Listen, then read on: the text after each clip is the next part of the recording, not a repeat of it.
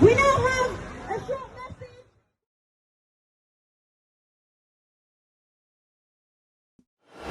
Ассалаумалейкум.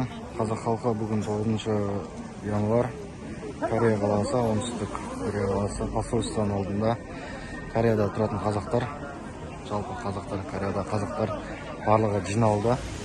Біздің үндеуіміз бірінші, Қазақстан Республикасының президенті Кемелұлы Қасым-Жомарт Тоқаев мырзаға мына еліміздегі әскерді, ОДБК әскерін мемлекеттен шығаруын талап етеміз.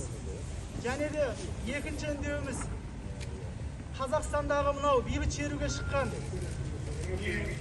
елмен бейбіт ереуілшілер мен террористердің ара-жігін ашқан ашық түрде сот болуы және де бейбіт қараса екен дейміз. Және де үшінші талабымыз біздің мемлекеттің экономикалық мәселесін көтеру және де реформа жасау, саяси реформалар жасауды сізден талап етеміз. Және де біз ОДБК әскерін қазақ мемлекетінен шығаруды талап етеміз. Шығарылсын!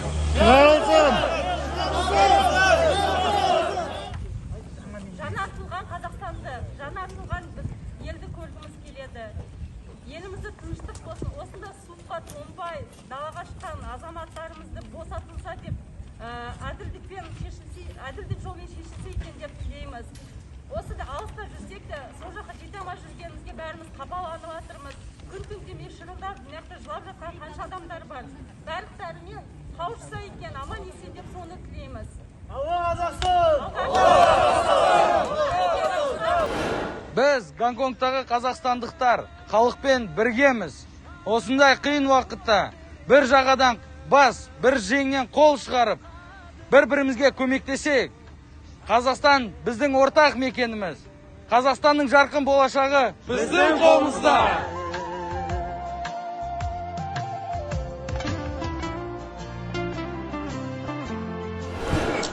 Мы собрались здесь, чтобы выразить свой протест против коррупционного авторитарного режима в нашей стране, систематического нарушения прав и достоинств человека и свободы слова, ввода войск ОДКБ и, в частности, жестокого и кровавого подавления мирных протестов российскими войсками, подавление и истребление оппозиции, а также заключение под стражу политических активистов. Мы требуем не топить протест против диктатуры в крови невинных граждан. Что уже, хватит, наверное. Это, в конце концов, это не пойдет. Я требую, чтобы вот это ООН, все вот эти правозащитные организации, Европарламент полностью обратили внимание. Казахстан очень мирная страна. У нас не было никаких русских убиваний, шовинизма, вот этих националистов всяких не было. Мы были нормальные, обыкновенные люди. Это огромная страна, огромная площадь, где живут все мирно. Казахи, уйгуры, таджики, узбеки, русские, белорусы, немцы, казахи, корейцы.